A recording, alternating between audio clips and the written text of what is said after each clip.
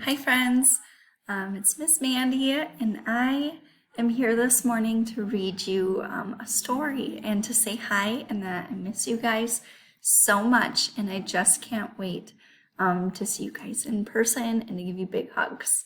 But I'm going to be reading you a book today out of the Story for Children, and this comes from Numbers chapters 13 and 14, and it talks about the Israelites coming out of Egypt with Moses as their leader. So I'm going to go ahead and start. Chapter 6, Wandering. If the Lord is pleased with us, he'll lead us into that land. It's a land that has plenty of milk and honey. Numbers 14, verse 8. God's rules and laws were perfect, but God's people were not. They wanted to obey the laws, they wanted to live holy lives, but still they made bad choices and did wrong things. When they thought God had left them, they made their own god, a calf made out of gold. God was very angry, but the people said they were sorry, and God forgave them. The Israelites prepared a special tent for God called a tabernacle. God placed a cloud over the tabernacle during the day. At night, he appeared as fire. Day or night, the people could see a sign of God's presence as he led them through the wilderness. God provided for his people as they made their way to the land of Canaan. Doesn't have any pictures on this. Ooh.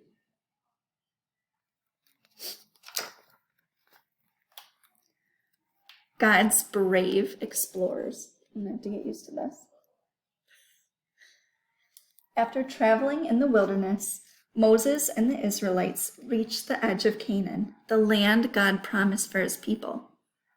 The weary travelers were excited to know their journey was almost over. Moses called the people together. Before we enter this promised land, we must send explorers to learn about the land and the people who live there, he said. Moses chose 12 explorers and gave them instructions. Go south and then to the mountains, he said. See what the land looks like. Is the soil rich for planting? Are there lots of trees? Are the people strong or weak? What are the towns like? Are they like open camps? Or do they have walls? The 12 explorers packed up. Off they went. They searched and looked and investigated for 40 days. When they returned to Moses with the report, "The land is awesome," said the explorers. "The soil is good for planting. Just taste these wonderful fruits. We found grapes, pomegranates, and figs." They shared their treasures with the people. The Israelites couldn't wait to enter the land. Excitement grew among the people. So here are all their fruit that they found.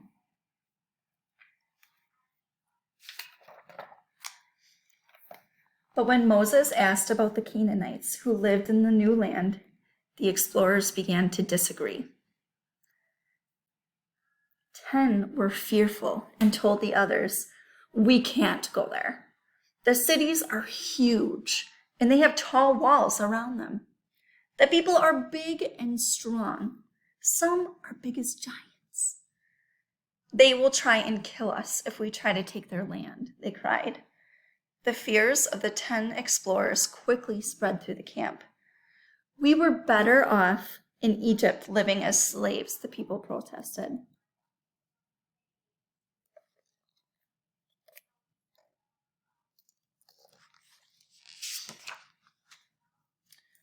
But 2 explorers, Caleb and Joshua, were not afraid. They were strong and brave, and they trusted God.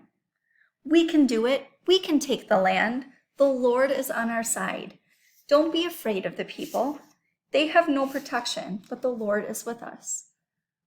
Despite all the good things God had done for his people, the people did not believe Caleb and Joshua.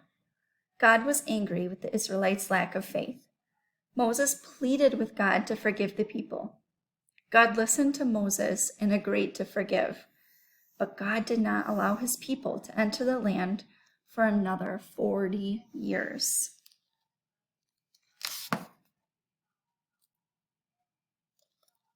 God's message. One day you will have faith in me. One day you will trust me to take care of your every need. One day you will love me with all your heart as I love you. When that day comes, you will enter the promised land. When that day comes, you will find peace. And I was thinking about this story this morning as I was doing my Bible study. And my Bible study this morning sent me to Jeremiah 29. It had verse 11 underlined. It said, "For I know the plans I have for you, declares the Lord. Plans to prosper you and not to harm you. Plans to give you a hope and a future." And I think some people can take that verse and think that our walk as Christians, as believers in God, is going to be easy. And they can take this verse and stories like this and see, oh man, that doesn't really line up. It says that we as God's people are not going to be harmed and we're going to have a good hope, or like a good future. And then they see God's people, the Israelites, and they see the struggles that they go through. And hold on, that's it. Okay.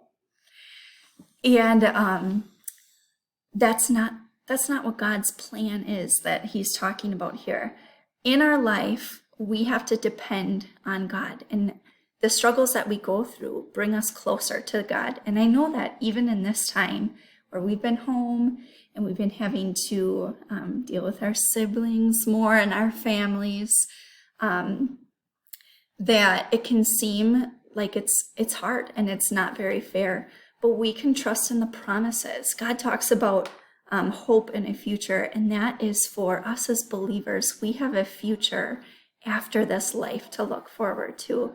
And when we get discouraged and on the days that we feel like, oh man, this is just, it's hard.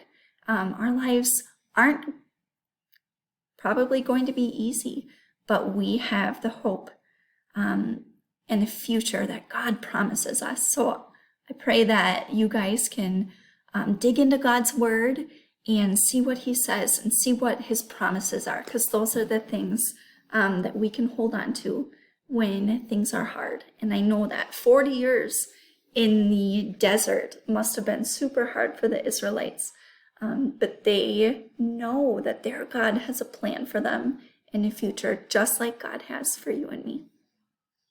All right, bye friends. See you later. Bye.